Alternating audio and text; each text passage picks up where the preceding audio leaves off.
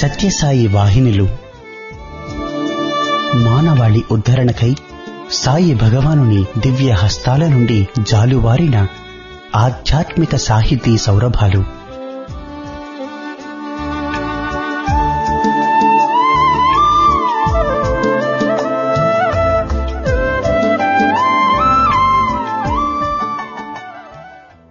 ఓం శ్రీ సాయిరామ్.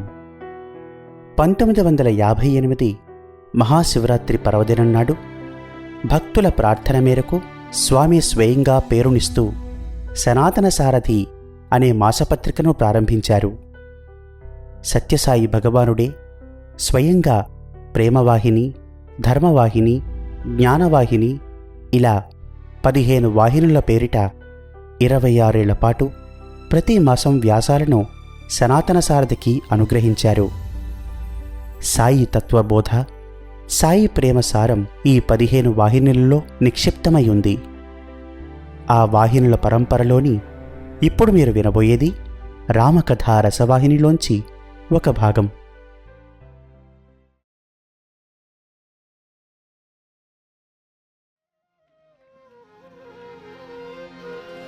శ్రీరాఘవం దశరథాత్మజమప్రమేయం సీతాపతిం రఘుకులాన్వయ రత్నదీపం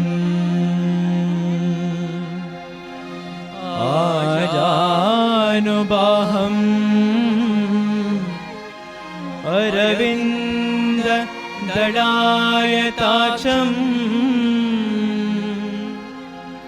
రామం నిశాచర వినాశకరం నమామి.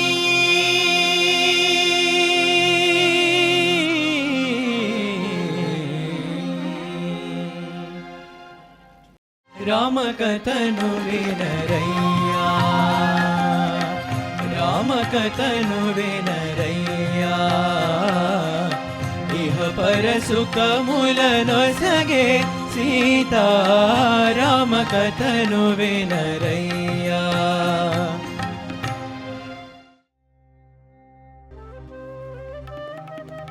స్వామి, దశరథుని రక్తమునకు పిల్లలు కలుగకుండునట్లు వరముననుగ్రహింపుము అని ప్రార్థించెను. అంత బ్రహ్మ సరి ఇచ్చితినని తెలిపి అచటనేయుండిన రావణుడు మరేమైనను కోరవచ్చునని తలంచి మరుక్షణమే అంతర్ధానమయ్యెను. రావణుడు నిర్భయుడై తన శక్తి సామర్థ్యములను స్మరించుచు గర్వించుచుండా మరొక తలపు వాణిలో మెరసెను. దశరథుడు ఇప్పుడు యుక్త వయస్కుడు. అతనికి వివాహమే కాకుండునట్లు తగిన ప్రయత్నము జరిపినా మరింత మంచిదగునని భావించి తన రాక్షస శక్తితో తేరిపార చూచి బహుశా కోసల దేశపు రాజు పుత్రికను ఇతనికిచ్చి వివాహము జరపవచ్చును కనుక ఆ పుత్రికనే లేకుండా చేయవలెనని వినాశకాలే విపరీత బుద్ధి పుట్టి కోసల దేశమునకు మారువేషముతో వెళ్ళి ఆ రాజకుమార్తెయగు కౌసల్యను దొంగిలించి ఆ బాలికను ఒక పెట్టెలో పెట్టి సముద్రములో పారవేసెను. దైవాజ్ఞ లేక ఏమీయూ జరుగదను విషయము రావణుడు తెలిసికొనలేకపోయెను. ఆ వదలిన పెట్టెను బ్రహ్మ తన సంకల్పముచే ఒక గట్టునకు వచ్చి చేరునట్లు చేసెను. ఆ గట్టు మంచి విహారస్థానమైనది. 2వ దినము దశరథుని ప్రధానమంత్రి అయిన సుమంతుడు ఆ వనము గట్టునకు వచ్చి రాజ్యతంత్రములను ఆలోచించుచుండా అక్కడ ఒక అందమైన పెట్టె కంటికగుపించెను. అంత చెంతకు వెళ్ళి తెరచి చూడ అందులో ఒక ఆడబిడ్డ అందమైన కన్నులతో దైవీ తేజస్సుతో మెరయుచుండెను. సుమంతుడు జాలి హృదయుడై తీయని మాటలతో, అమ్మా, నీవెవరు? ఈ పెట్టెలో నుండుటకు గల కారణమేమి అని ప్రశ్నించగా, అయ్యా, నేను కోసల దేశపు రాజపుత్రికను. నా పేరు కౌసల్య. నేను ఈ పెట్టెలో ఎందుకున్నానో, ఎవరు పెట్టిరో నాకేమీ తెలియదు. నేను ఉద్యానవనములో మా చెలికత్తెలతో ఆడుకొనుచుంటిని. తదుపరి ఏమి జరిగినదో తెలియదు అనిన సరళమైన సున్నితమైన ఆ రాజకుమార్తె మాటలు అతని మనసును కదలించెను. తల్లి, ఇట్టి కిరాత బుద్ధి రాక్షసులకు తప్ప మానవ మాతృలకు సాధ్యము కాదు.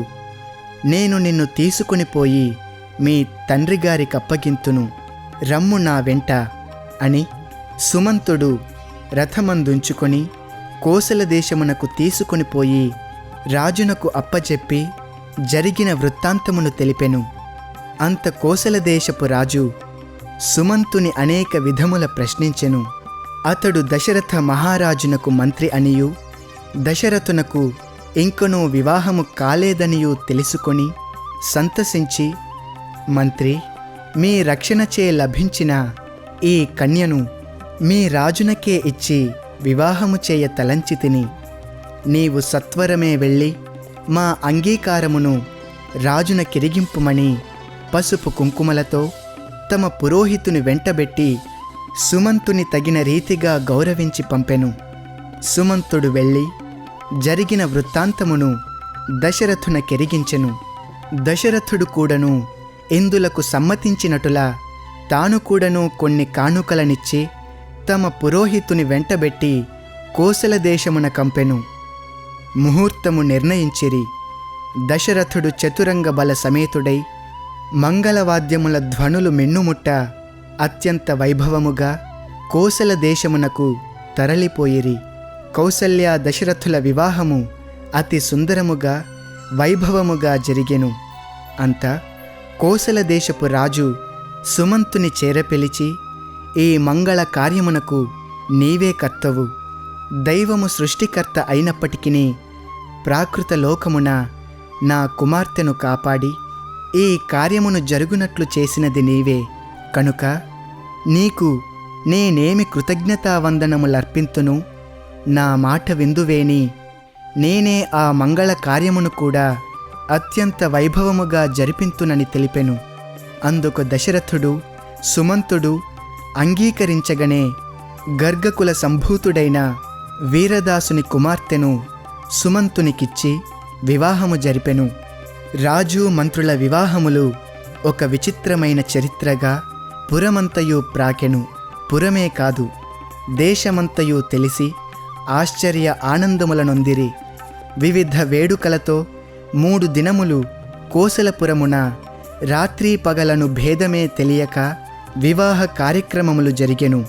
4వ దినమున దశరథుడు తన రాణి అయిన కౌసల్యతోనూ పరివారముతోనూ, సుమంతుడు తన ధర్మపత్నితోనూ పరివారముతోనూ బయలుదేరి వీధులందు అనేక నృత్యగాన వైభవములు జరుపుచుండా అయోధ్యా నగరమున ప్రవేశించిరి.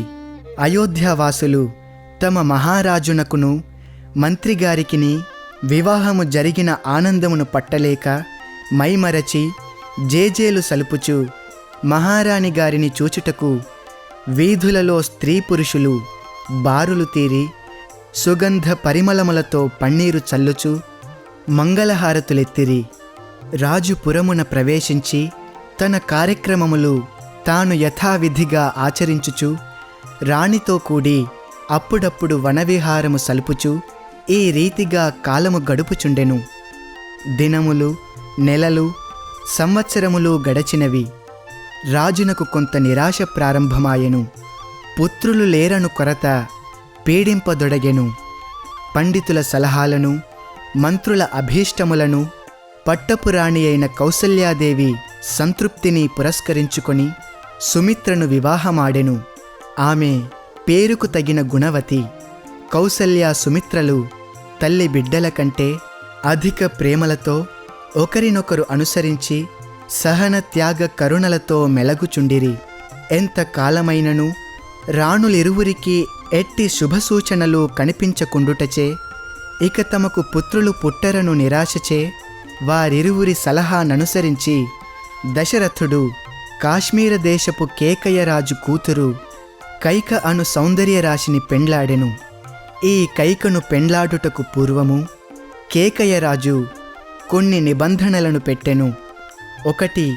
తన కుమార్తెయగు కైకకు పుట్టిన పుత్రునకే రాజ్యాధికారము ఇవ్వవలననియు, అట్లు ఒప్పని పక్షమున తన కుమార్తెను దశరథునకు ఇచ్చుటకు వీలు కాదనియు గర్గునితో కబురంపగా, కైకేయి యొక్క రూపురేఖలను విచిత్రముగా వినియుండుట చేతను ఇట్టి ఇల్లాలు తనకు దక్కవలననియు నిండు హృదయముతో ఉవ్విల్లూరుచున్న దశరథుని మనోభావాలను కౌసల్య సుమిత్రలు గమనించి, పతి ఆనందము కంటే మాకు వేరేమి కావలెను, అతని అభీష్టమును తీర్చుటే మా విధి అనియును, అయోధ్య చక్రవర్తులకు ధర్మ విరుద్ధమైన పుత్రులు పుట్టరనియును, ఈనాడు దశరథుడు మాటిచ్చినను కైకకు పుట్టునట్టి పుత్రుడు మహాధర్మపరుడగుననియు తలంచి ఇరువురు చేతులు జోడించి రాజును ప్రార్థించిరి. స్వామి, మీ సుఖ సంతోషముల కంటే మాకు వేరు ఆనందమేమున్నది? కేకయరాజు కోరినటులనే మీరు అంగీకరించి కైకను వివాహమాడి రఘువంశమును నిలబెట్టుడు.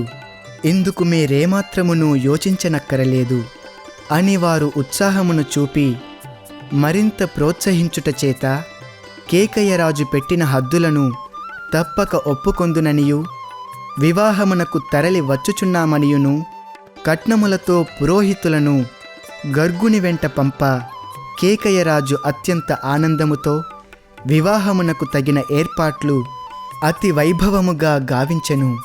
ఇరువురు రాణులతో దశరథుడు పరివారముతో కేకయరాజు రాజ్యము చేరి కైకను వివాహమాడి మూవురు రాణులతో చుక్కల నడుమ చంద్రుని వలె అయోధ్య నగరమున ప్రకాశించుచుండెను. దశరథుడు మూవురు రాణులను సమానమైన ప్రేమతో చూచుకొనుచుండెను. రాణులు కూడను ఎట్టి భేదములు లేక భయభక్తులతో ధర్మ కర్మలతో పతియే దైవమను భావముతో పతి ఇష్టములకు అడ్డు చెప్పక, అతని ఆనందమునకు అంతరాయము కలిగించక, దేహములు వేరైనను ప్రాణములు ఒక్కటా అన్నట్లు మూవురు అన్యోన్యముగా మెలగుచుండిరి.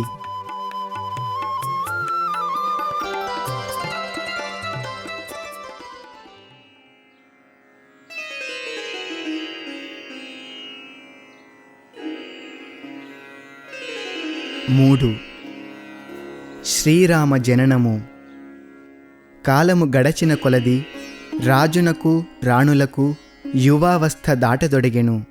వృద్ధాప్యము ప్రారంభమాయెను.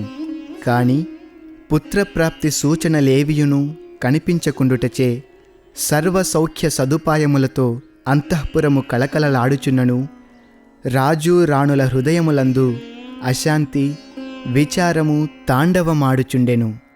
ఒకనాటి సాయంకాలము రాజు రాణులు నలుగురును ఒక చోట చేరి అయోధ్య భవిష్యత్తు పరిపాలకుడెవ్వడా అని పరిపరి విధముల ఎవరికి తోచినటులా వారు యోచించుచు కడకు దేనిని నిర్ణయించుకొనలేక నిరాశా హృదయులై రేపటి తెల్లవారి కులగురువైన వశిష్ఠుల వారిని రప్పించి కర్తవ్యమును విచారించుట మంచిదని దృఢము చేసుకొని ఎవరి వసతులకు వారు భారమైన హృదయములతో బయలుదేరిరి. మరుదినము తెల్లవారగనే మంత్రులను పండితులను రప్పించి కులగురువగు వశిష్ఠుల వారిని పిలిపించి ఈ సప్తద్వీపయుతమగు వసుంధరను పాలించు భవిష్యత్తు రాజెవ్వరా అను అంశముపై చర్చను ప్రారంభించి మహారాజు నిరాశా మనస్కుడై గురువుల వారిని అనేక రీతుల ప్రార్థించి ఇందుకు తగిన సలహాను ఆశీర్వాదమును అందించుమని కోరెను.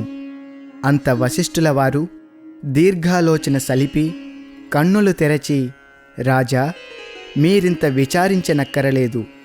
అయోధ్యకు పతి వియోగము సంప్రాప్తించదు. నిరంతరం మంగళమునే అందుకొనును.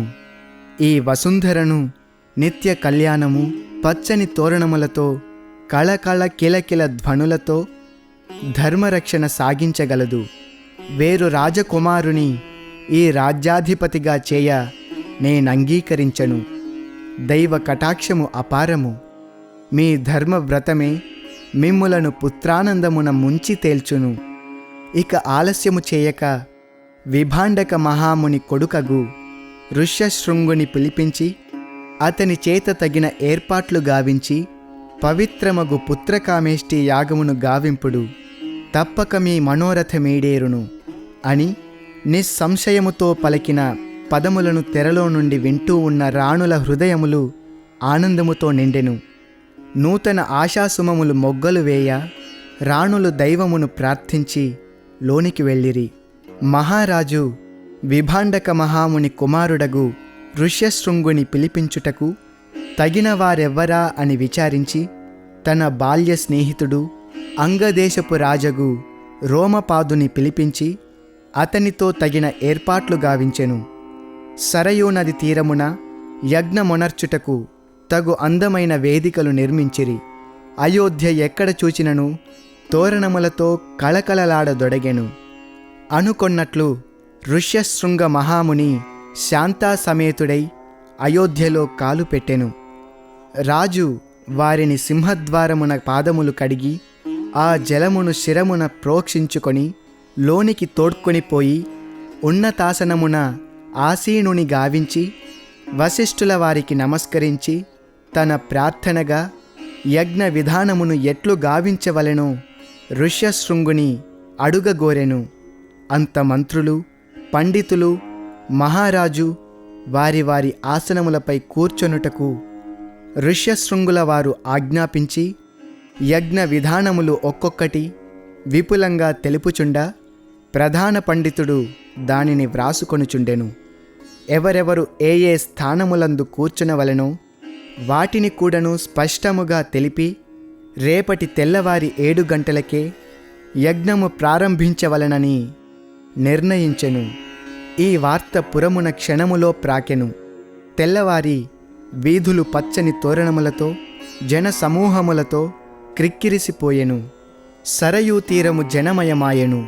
రాణులతో కూడి మహారాజు స్వస్తివాచనములు మిన్నుముట్ట, జయ జయ ధ్వనులు, మంగళవాద్యములు, శుభసూచనలు సలుప ఋష్యశృంగుడు శాంతా సమేతుడై యజ్ఞశాల చేరిరి. ఋష్యశృంగుడు బ్రహ్మగా ప్రమాణము స్వీకరించి ఋత్విక్కులను వారి వారి అర్హతలననుసరించి ఆయా స్థానముల ఆయా పారాయణములు గావింప నియమించెను. అగ్నిహోత్రముల నాహుతులు ఋష్యశృంగుడు వ్రేల్చెను. అతి నిష్ఠతో నిండు భక్తి శ్రద్ధలతో గావించుచున్న ఈ అగ్నిహోత్రము నుండి అందరూ చూచుచుండ మహా తేజోవంతుడై చూపరులకు మించువలే కన్నులు మిరుమిట్లు గొలుప ఒక మహాపురుషుడొక పాత్రను హస్తములందుంచుకొని ప్రత్యక్షమాయెను.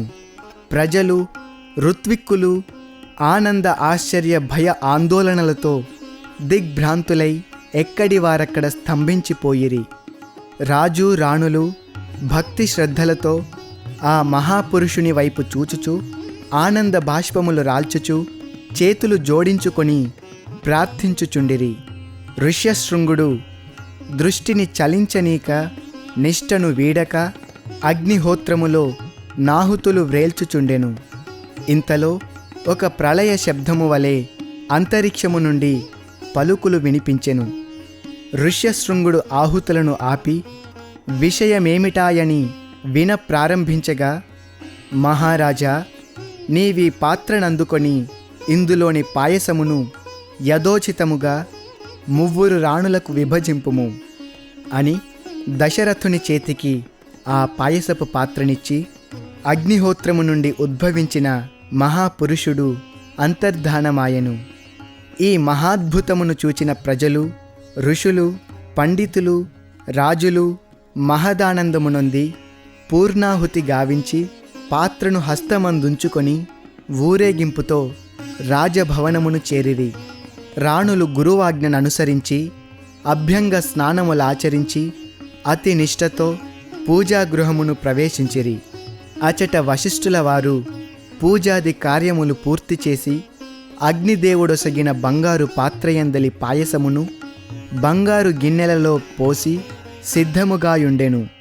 ఇంతలో మహారాజును పిలిచి, రాజా, ఈ గిన్నెలను మీ పత్నులకందించుము. మొదలు కౌసల్యకు, తదుపరి సుమిత్రకు, ఆ తరువాత కైకకు అందించుమని ఆజ్ఞ చేసిరి. అదే రీతిగా రాజు గావించెను. రాణులు మువ్వురు ఆ గిన్నెలనందుకొని వశిష్ఠుల వారు ఈ పాయసమును ఇప్పుడే భుజింపకూడదనియు ఋష్యశృంగుల వారు వచ్చి ఆశీర్వదింతురనియు హెచ్చరించెను.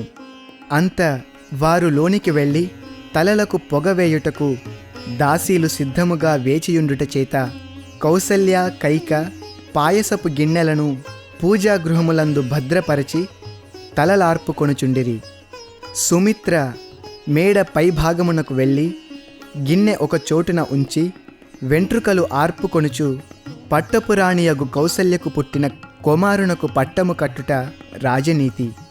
అట్లు లేకున్నా వివాహమునకు పూర్వము ఇచ్చిన మాటననుసరించి కైకకు పుట్టబోవు కుమారునికి రాజ్యాధికారమందించుట మరొక ధర్మము. ఈ రెండింటియందు కొంత బాధ్యత కలదు కనుక ఇవి తప్పక జరుగును. ఇక నాకు కుమారుడు పుట్టుట చేత కలుగు ప్రయోజనమేమిటి? వీరిరువురికి వంశోద్ధారము జరిగిన అంతియే చాలును.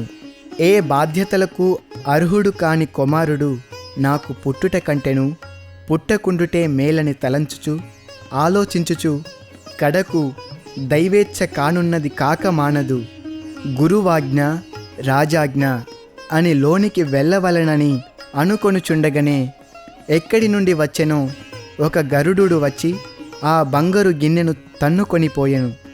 జరిగిన ఈ అజాగ్రత్తకు చాలా విచారించి ఇక చేయునది లేక ఈ విషయము రాజునకు తెలిపిన రాజేమి బాధపడునో ఇది నా అశ్రద్ధ యొక్క కారణమని తలంచి సరాసరి అక్క దగ్గరకు వెళ్ళి జరిగినది జరిగినట్లు కౌసల్యతో తెలిపెను.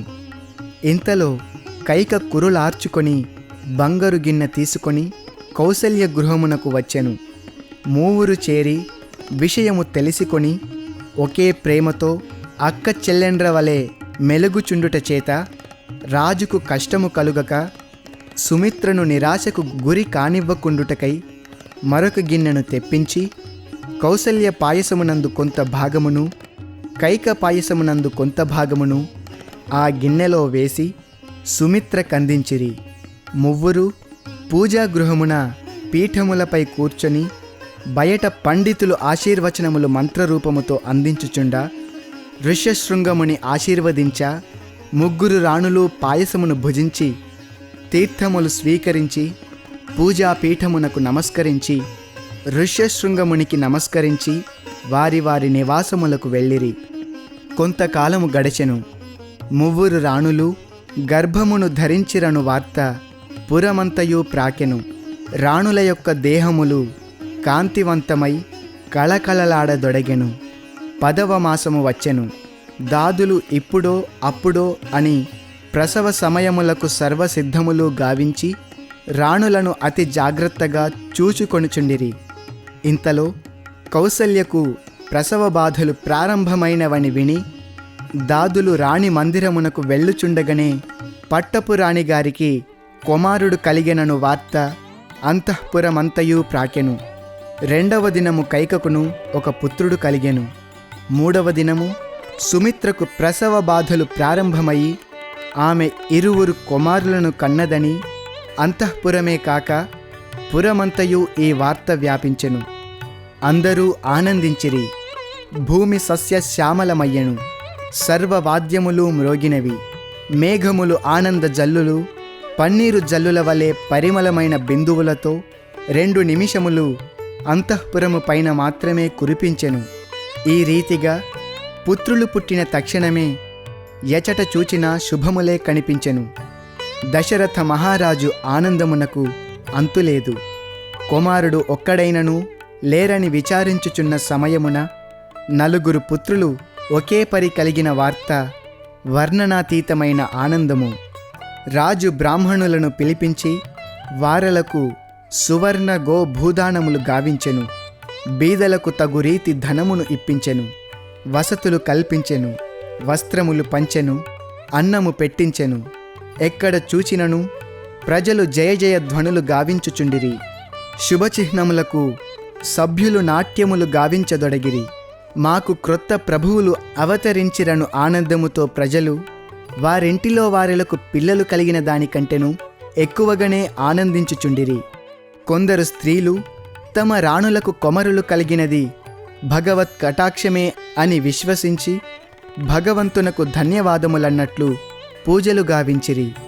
దశరథుడు కులగురువగు వశిష్ఠుల వారిని రప్పించి అతని సలహాననుసరించి ఉద్దండుడైన సిద్ధాంతిని పిలిపించి జాతకములు వ్రాయించెను. ఉత్తరాయణ వసంత ఋతువు, చైత్రమాస శుక్లపక్ష శుద్ధ నవమి, పునర్వసు నక్షత్ర, సోమవార సింహలగ్న అభిజిత్ కాలమున లోకమంతయు విశ్రమించువేళ సమశీతోష్ణ సమయమున కౌసల్యకు కుమారుడు కలిగెను. 2వ దినమున చైత్రశుద్ధ దశమి మంగళవారం పుష్యమీ నక్షత్ర గంధయోగ తైతులాకరణమున కైకేయి కుమారుని కనెను. 3వ దినమున అనగా చైత్రశుద్ధ ఏకాదశి బుధవారము ఆశ్లేష నక్షత్ర వృద్ధియోగ గరకరణమున సుమిత్రాదేవి 2 కుమారులను ప్రసవించెను. ఈ వివరములు సిద్ధాంతికి తెలిపి వారి జాతక ఫలమెట్టిదో విచారించి వీరలకు నామకరణము చేయుటకై తగిన ముహూర్తమును కూడా స్థిరపరచి తెలుపుమని దశరథుడు కోరగా 2 నిమిషములు ఆలోచించి తమ యోగ దృష్టితో భవిష్యత్తును తిలకించి కులగురువగు వశిష్ఠుల వారు, మహారాజా, నీ కుమారులు సామాన్యులు కారు. పుట్టిన పిల్లలు నిరుపమానులు.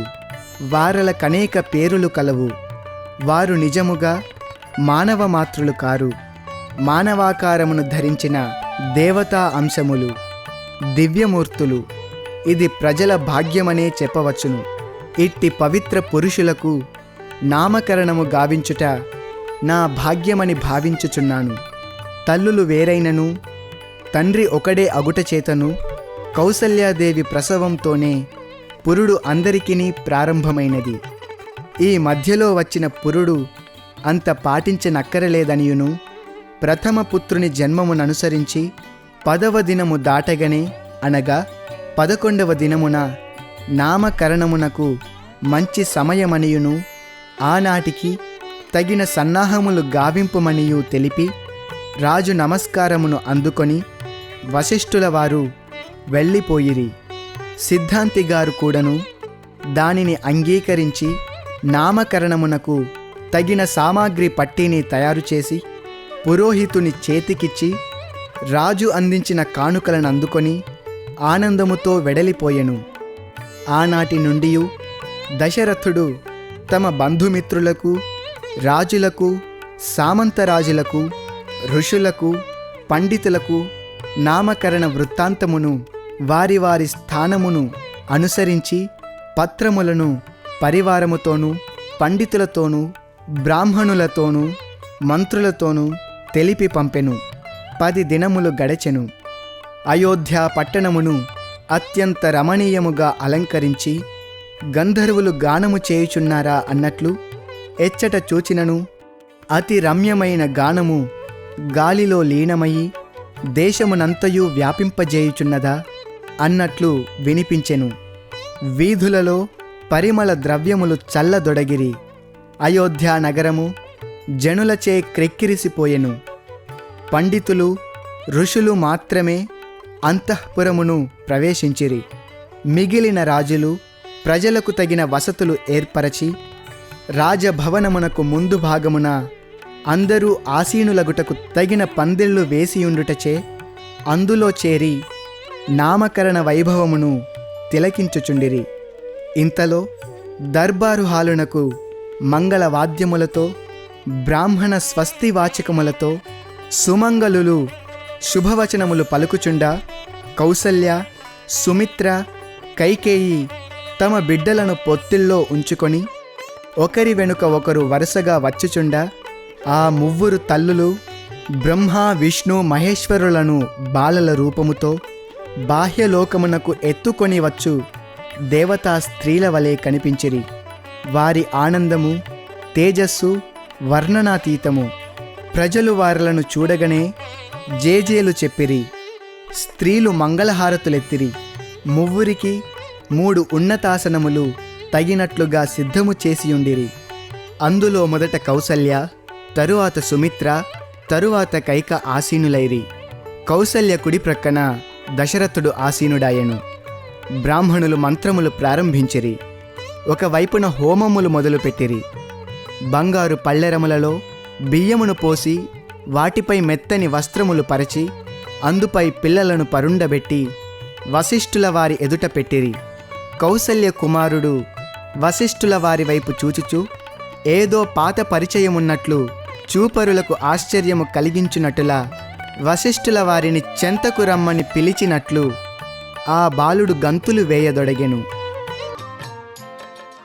కౌసల్య కుమారుడు వశిష్ఠుల వారి వైపు చూచుచూ ఏదో పాత పరిచయమున్నట్లు చూపరులకు ఆశ్చర్యము కలిగించునట్టులా వశిష్ఠుల వారిని చెంతకు రమ్మని పిలిచినట్లు ఆ బాలుడు గంతులు వేయదొడగెను.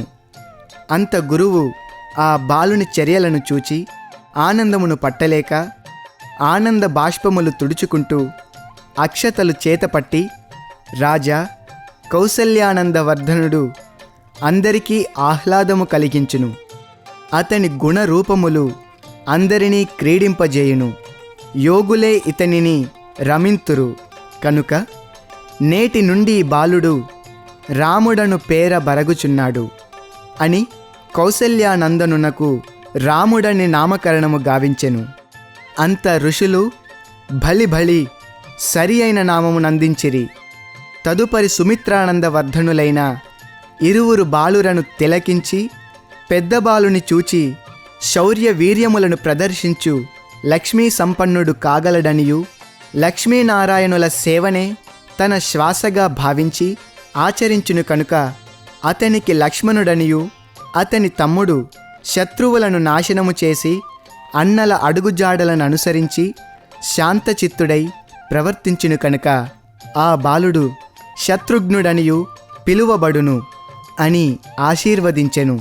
తదుపరి కైకేయి ఆనందవర్ధనుడగు బాలుని చూచి ఈతడు అందరి అంతఃకరణములను ప్రేమానందములతో నింపుటే కాక ఆశ్చర్యకరమైన ధర్మ ప్రవృత్తి గలవాడగుననియు ప్రజలకు భరణ పోషణలను గావించును కనుక అతనికి భరతుడనియు నామకరణము గావించితినని వశిష్ఠుల వారు తెలుపగనే ప్రజలు పిల్లల భవిష్యత్తు కూడా ఇట్టివి కాగలవని విశ్వసించి ఆనాటి నుండి కౌసల్యానందనుని రాములనియు సుమిత్రానందనులను లక్ష్మణ శత్రుఘ్నులనియును కైకేయి నందనుని భరతుడనియు పిలువదొడగిరి.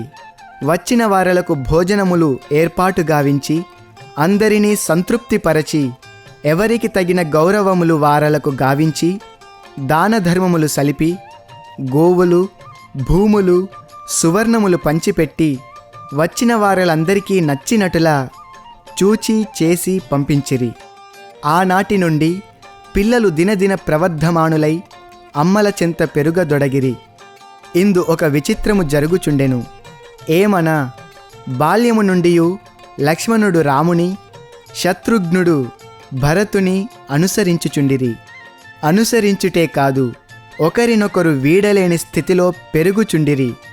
ఎట్లనా లక్ష్మణుడు పుట్టిన నాటి నుండి ఎప్పుడు చూచినను ఏడ్చుచుండెడివాడు. దాదులు ఎన్నియో విధముల మందుపూతలు పోతలు గావించిరి. కాని దేనికిని పోరు మానెడివాడు కాడు. లోన ఎట్టి బాధ కలదో అని అనేక వైద్యములు చేసిరి.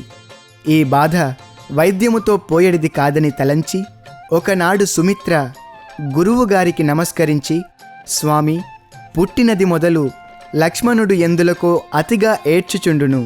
అందులకు తగిన వైద్యములెన్నియో చేయించి తిని, కాని దినదినమునకు ఏడుపు అధికమవుచున్నదే కాని తగ్గుటలేదు. పాలు కూడాను సరిగా త్రాగుటలేదు. నిద్ర అసలే లేదు.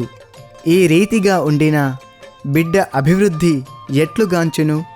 దీనికి కారణము తెలిపి ఆశీర్వదించుడు అని వివరములు తెలుప వశిష్ఠుల వారు ఆలోచించి, రాణి, అతని బాధ వేరు, మీరు చేయు వైద్యము వేరు. ఆ ఆరాటము మానవులు గుర్తించుటకు వీలు కానిది. అతనికి దేహ సంబంధమైన బాధలేమియునూ లేవు. నేను చెప్పినట్టుల చేయుము. ఆ క్షణము నుండియే బాలుడు ఏడుపు మాని సుఖముగా ఆడుకొనును. ఇప్పుడే బాలుని తీసుకొని పోయి కౌసల్యానందనుడైన రాముని ప్రక్కలో పరుండబెట్టుము, దీనికిదియే దివ్య ఔషధము అని ఆశీర్వదించి వెళ్ళెను. ఆ మాటలు విని సుమిత్ర ఏడుపు తగ్గిన చాలునను ఆనందముతో కుమారుని తీసుకొని పోయి కౌసల్యానందనుడైన రాముని పడకపై ప్రక్కనే పరుండబెట్టెను. ఆ నిమిషము నుండి లక్ష్మణుని ఏడుపు మాయమయ్యెను. నవ్వులు ఆటలు ప్రారంభమాయెను. చూచువారలకు గొప్ప ఆశ్చర్యమును కలిగించెను. ఇంతకు పూర్వము నీటికి దూరమైన చేప ఏ విధముగా తపించునో అటుల తపించిన లక్ష్మణుడు ఇప్పుడు నీటిలో చేరిన చేప తోకను విప్పి విచ్చలవిడిగా ఆడినటులా రాముల చెంత తన కాలు చేతులు కొట్టుచు కేకలు వేయుచు రామ సన్నిధిని ఆనందమును గ్రోలుచు ఆడుచు హాయిగానున్నాడు. ఇది ఇట్లుండా శత్రుఘ్నుడు ఆనాటి నుండి పాలు త్రాగలేదు. విచారముగా ఆడుట కాని కదులుట కాని లేక చాలా బలహీనుని వలె కనిపించుచుండా సుమిత్ర అదిరిపడి గురువుల వారిని రప్పించి కారణము తెలుపగోరెను. వశిష్ఠుల వారు చిరునవ్వులతో, అమ్మా, మీ పిల్లలు సామాన్యులు కారు, వారి జన్మలకు ఇవి లీలానాటకములు.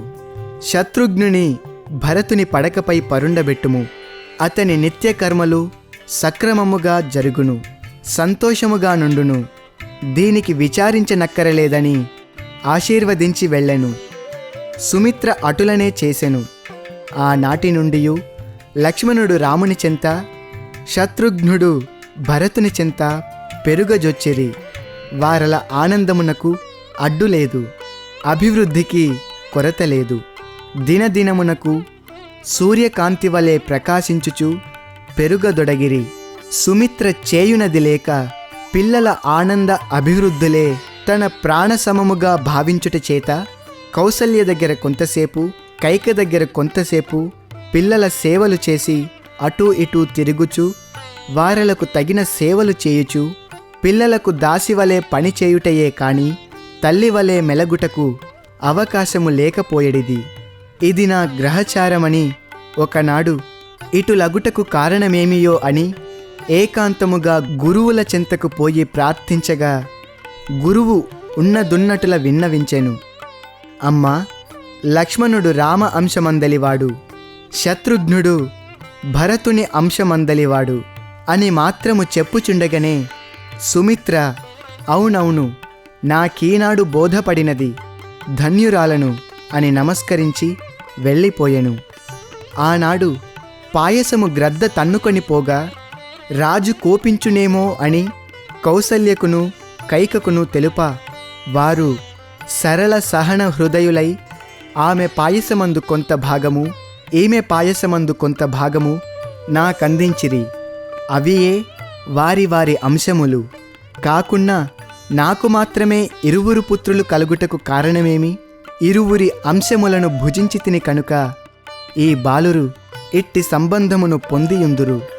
దైవ సంకల్పమెంతటి సూక్ష్మము, అతని శక్తిని కనుగొనునెవరితరము, దానిని మార్చువారెవ్వరు అని తనలో తాను ఆనందించుచు ఆనాటి నుండి నవమాసములు మోసి కన్నది తాను కాని తల్లులు మాత్రము వారలే. కౌసల్య కైకేయిలే నా బిడ్డల నిజమైన తల్లులు అని దృఢము చేసుకొని బిడ్డలను కౌసల్య కైకేయిలకే అప్పజెప్పి తాను ఆయావలే వారల చెంత పిల్లల పనులు చేయుచుండెను.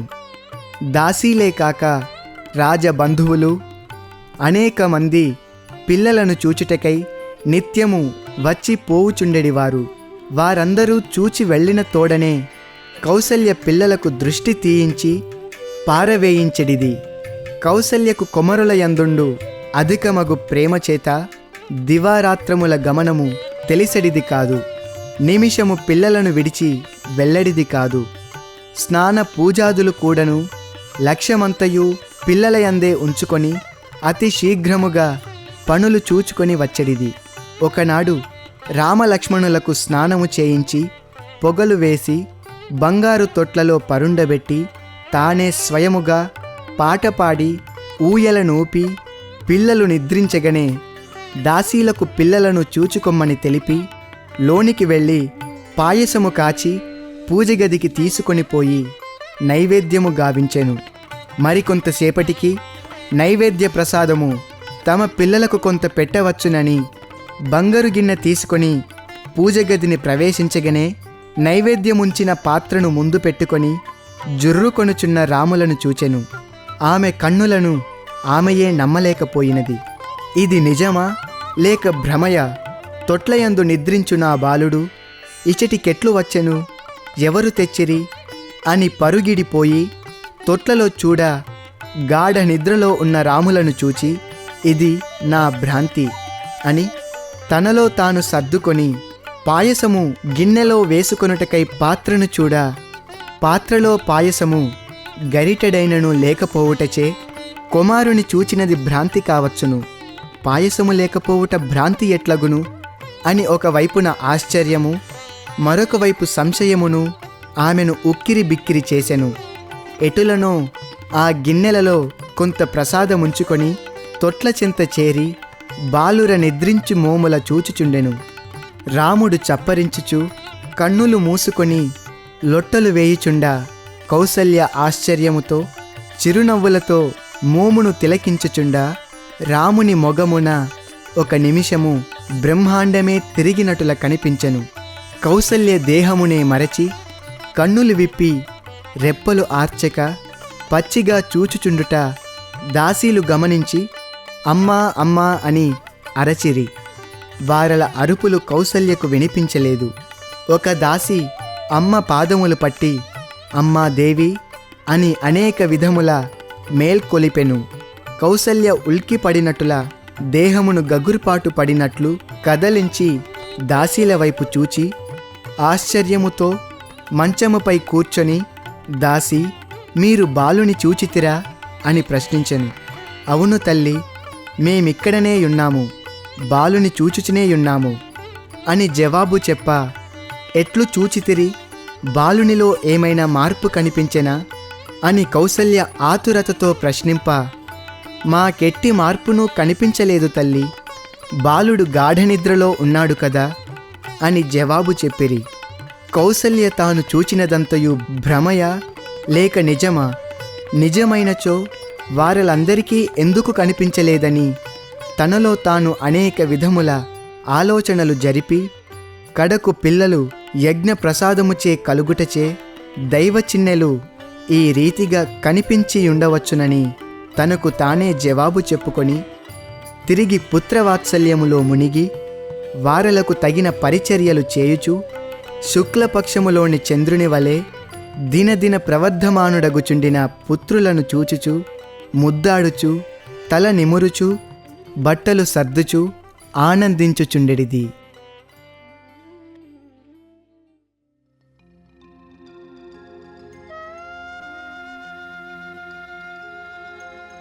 4. బాలరాముడు. బాలరాముని చరిత్ర సరళముగను శోభాకరముగను ఉండెడిది. అనేక పర్యాయములు కౌసల్య తన నందనుడని మరచి బాలునకు చేతులు జోడించి నమస్కరించెడిది. తదుపరి అయ్యో చిన్న బాలుడు, నా కొమరుని దైవముగా భావించుటలో తప్పు లేకపోయినను నమస్కరించుట లోకులు చూచిన నవ్వరా అని ఎవరైనా చూచిరేమో అను భ్రాంతితో తక్షణమే పైకి చూచుచు దైవమును ప్రార్థించునటులా నటన చేసి స్వామి కటాక్షించి నా కొమరులను ఆయురారోగ్యవంతులుగా చూచుకొమ్మనియు నీ మాయను మాత్రము నాపై రానియక చూచుకొమ్మనియు పలికెడిది. ఇంతలో కొమరుని ముఖమును చూడ అందునుండి వెలువడుచున్న కాంతులు కన్నులకు మిరుమిట్లు గొలిపెడివి. ఎవరికి చెప్పిన ఎవరేమందురో తననే పిచ్చిదని ఊహింతురేమో అని ఇతరులకు చెప్పుటకు లేక లోన భరించుటకు కాక ఒక్కొక్క నాటి రామలీలలు మహాత్మ్యములు ఆమెను ఉన్మత్తురాలుగా చేయుచుండెను. ఒకవేళ తన సన్నిహిత సోదరి అయిన సుమిత్రతో కాని లేదా కైకతో కాని తెలిపిన తన కుమారుడు గొప్పవాడని ప్రదర్శించుటకై ఇట్టి కథలు కల్పించి మా కుమారులను ఏమీ శక్తి లేని వారిగా చేయుచున్నదని భావింతురేమో అని వారలతో కూడా చెప్పుటకు కౌసల్యాదేవి వెనుక ముందాడెడిది. కడకు ఎటులనో ధైర్యము చేసుకొని ఒకనాడు దశరథునకు జరిగిన ఆశ్చర్య వినోద వింతలన్నీయూ తెలుప, దశరథుడు విని సంతసించి, దేవి, ఇవన్నీయూ నీ వ్యామోహములు. పుత్రవాత్సల్యముచే నిరంతరము కుమారుని దైవముతో పోల్చుకొని చింతించుటచే ఆ విధముగా నీ కంటికి కనిపించుచుండవచ్చునని ఆమెను పూర్తి నిరాశయందు ముంచక, పూర్తి నిజమని తెలుపక, కొంత తృప్తిపడునటులా చెప్పి పంపెను. దశరథుడు ఎన్ని చెప్పినను కండ్లారా చూచిన తల్లి కనుక ఆమెకు ఏమాత్రమునూ తృప్తి కాక, దశరథుని మాటలను నమ్మలేక సమయమును పురస్కరించుకొని గురువుతో తెలిపెను. గురువు ఆలోచించి, రాణి, నీవు గాంచినవన్నీయు పరమసత్యములు. ఇవి భ్రాంతులు కావు. కుమరుడు సామాన్య మానవమాత్రుడు కాడు, దేవతా అంశము. ఇది మీ జన్మజన్మల పుణ్యఫలము. లోకోద్ధారకుడు కౌసల్యానందనుడగుట అయోధ్యావాసుల అదృష్టము అని ఆశీర్వదించి వెళ్ళిపోయెను. కౌసల్యాదేవి వశిష్ఠుల వారి మాటలను గ్రహించి విశ్వసించి కొంత తృప్తిపడి తన కుమారుని అమానుష చర్యలను తనలో తాను తిలకించుచు ఆనందించుచు కాలము గడుపుచుండా రామలక్ష్మణ భరత శత్రుఘ్నులు దోగాడుట, కూర్చొనుట ఇత్యాది కొన్ని నూతన అభివృద్ధులు గాంచదొడగిరి. పిల్లలకు కదలి ప్రాకగల శక్తి వచ్చినదని, ఎక్కడికైనను ప్రాకి ఎత్తు నుండి క్రింద పడుదురేమోనని అనుమానముతో పిల్లలను జాగ్రత్తగా చూచుకొనుటకు ప్రత్యేక ఏర్పాట్లు గావించిరి. అనేక ఆటబొమ్మలను తెప్పించిరి. అమ్మలతో పాటు పిల్లలు, పిల్లలతో పాటు అమ్మలు, వారలతో దాదులు, కాలమనునది విచారించక, కంటికి నిద్రలేక, కాలమును ఆనందముతో గడుపుచుండా పిల్లలు దాదుల అమ్మల వ్రేళ్లు పట్టుకొని లేచి నిలువగలిగిరి, గోడలు పట్టి లేవగలిగిరి, తప్పటడుగులు వేయగలిగిరి. ఈ వింతలు అమ్మలకు మరింత ఆనందముగా నుండెను. తిరిగి తిరుగని చిలుక పలుకులు ఆ చిన్న పెదవులతో, బోసి నోరులతో పలుకుచుండా అమ్మలు కడుపుబ్బ నవ్వుచుండెడివారు. అమ్మా, అప్ప అనే మాటలు నేర్చుచుండెడివారు. నిత్యము తెల్లవారగనే సుగంధ ద్రవ్యముల నూరి తైలమును కలిపి వంటికి రాచి నలుగులు పెట్టి సరయూనది తీర్థముచే అభ్యంగ స్నానములు చేయించి తలలకు వాసనల పొగలు వేసి కాటుక తీర్చి దృష్టి చుక్క నమర్చి నొసటి తిలకమును వింతగా పెట్టి అనేక రకములైన వస్త్రములతో అలంకరించి ఊయలలయందు ఉంచి జోలపాటలు పాడుచుండా తల్లులకు వేరే వైకుంఠమున్నదన్నది మరచి అదే వారలకు స్వర్గ వైకుంఠముల కంటే మిన్నగాయుండెడిది. ఇక ఆభరణముల అబ్బో దినమునకొక రకము. కాలి అందెలు, మొలగజ్జెలు, కంఠహారములు అవి గుచ్చుకొనునేమో అని కింద ముఖమల్లు వస్త్రమును కుట్టి వంటికి పెట్టెడివారు. బాలుర బాలలీలలు వర్ణనాతీతముగా నుండెను. బాలురు నడువగల వయస్కులగునప్పటికీ పురమందలి ఆయా వయసు పిల్లలను తెప్పించి వారలను వీరలను కలిపి అనేక ఆటలు ఆడించడము, తిండ్లు పెట్టించటం, వచ్చిన పురప్రముఖుల పిల్లలకు తగిన బహుమతులు, ఆటబొమ్మలు ఇవ్వడం, ఆ పిల్లల తల్లులకు వెంట వచ్చిన దాదులకు తగిన భోజన సదుపాయములు చేయడము. ఈ రీతిగా కౌసల్య, సుమిత్ర, కైకేయులు తమ తమ దేహములనే మరిచి పిల్లలను ప్రాణ సమానముగా చూచుకుంటూ ఆనందించుచుండిరి. కొంతకాలమీ రీతిగా బాలలీలలు తల్లుల చెంత అంతఃపురమున జరిపి 3 సంవత్సరములు నిండగనే బాలురందరినీ ఆడుకొనుటకై దాదులతో ఆట స్థలములకు పంపుచు సకాలమునకు అంతఃపురమునకు పిలిపించుచు తల్లులు అత్యంత జాగరూకతతో చూచుచుండిరి. ఒకనాడు దశరథుడు రాణులతో సంభాషణలు జరుపుచు పిల్లలు ఈ విధముగా దాదులతో కూడియుండిన విద్యాబుద్ధులు నేర్వలేరని యోచించి మంచి ముహూర్తమును నిర్ణయించి గురువుల వారిని రప్పించి అక్షరాభ్యాసము గావించెను. ఆనాటి నుండి రాజోచిత వేషములను విసర్జించి పిల్లలు సామాన్య గురుకుల ఆశ్రమ నియమమును అనుసరించి అంగవస్త్రము పైన ధరించి మొలకొక తుండును చుట్టుకొని గురుగృహమున ప్రవేశించిరి. ఇంటి అందున్న విద్య నేర్చుటకు వీలు కాదని గురుగృహమునందే గురుసేవలు చేయుచు వారు అందించు ఆహారమును మాత్రమే భుజించుచు మూర్తీభవించిన బ్రహ్మచారి వేషములతో విద్యను నేర్చుచుండిరి. ఎప్పుడైనా పిల్లలను చూడవలనను ఆశ తల్లులకు కలిగినప్పుడంతయు తల్లులే గురుగృహమునకు వెళ్ళి పిల్లలను చూచి వారి విద్యాబుద్ధులను గమనించి ఆనందించి వచ్చడివారు. గురువు ఆ పిల్లల శ్రద్ధాభక్తులకు ధారణాశక్తులకు అత్యంత ఆశ్చర్యమును ఆనందమును పొందడివాడు. అందున రాముని శ్రద్ధ మరింత తీవ్రమై యుండెడిది. గురువు చెప్పిన పాఠములను క్షణములో తిరిగి వప్పచెప్పడివాడు. రాముని కుశాగ్ర బుద్ధికి అచ్చెరు ఉంది. రాముని శ్రద్ధకు అడ్డు చెప్పుట మంచిది కాదని భావించి లక్ష్మణ భరత శత్రుఘ్నులను వేరుగా కూర్చునబెట్టి రాములకు ప్రత్యేకముగా వేదశాస్త్రములు వల్లించ మొదలుపెట్టెను. లక్ష్మణ భరత శత్రుఘ్నులు కూడాను మహాశ్రద్ధతో చదువుచుండినను నిరంతరం రామ సంయోగమునే ఆశించుచుండెడివారు. నిమిషము రాముడు తమ నుండి దూరమైన పాఠములపై కాని గురువు ఆజ్ఞలపై గాని మనసు నిలిచెడిది కాదు. అందువలన వారు 1-2 తరగతులు వెనుకపడుచుండిరి. ఒక్కొక్క పరి మాకీ విద్యలక్కరలేదు, రాముడొక్కడు మాతోనున్న చాలునని లక్ష్మణుడు నిర్భయముగా గురువుతో చెప్పెడివాడు. రాముడన్న లక్ష్మణున కమిత ప్రాణము. వారలిరువురి సంబంధమును అప్పుడప్పుడు గమనించుచు గురువుల వారు తమలో తాము ఆనందించుచుండెడివారు. వారు నిజముగా నరనారాయణులే అని అనెడివారు వశిష్ఠులవారు. ఈ రీతిగా ఆ దివ్యబాలురు గురుగృహమున సర్వ సౌఖ్యములను త్యజించి గురువాజ్ఞను అనుసరించి వినయ విధేయతలతో విద్యలను అతి స్వల్ప కాలమునందే పూర్తిగావించిరి.